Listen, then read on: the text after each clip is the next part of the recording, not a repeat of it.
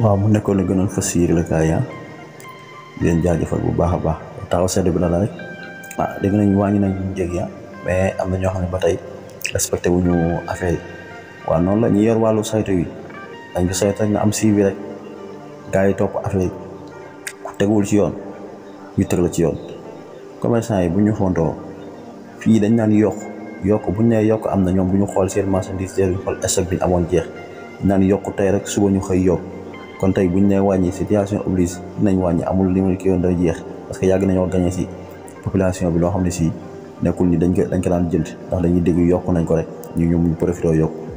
waaw beneen bi si topp mooy nañ ñëw ci banlieue bi tamit gars yi si yor wàllu saytu gi wàllu contrôle bi nañ ñëw ci banlieue bi tamit xool bu baax a baax waaw parce que tey ba tey demeewul noonu mais lépp loo gis ndànk-ndànk nañu fexe ba yokk gi daal mu am siiw te tamit ñu yokk yeneen yi ñu yokk wax ni dund gi rek kese seerul lépp a seer tamit ñu wax ñu Sadio Mané wax ñu ni Brésilien bi day dem Qatar wala dem Qatar wala dina football premier match wala football moo gën a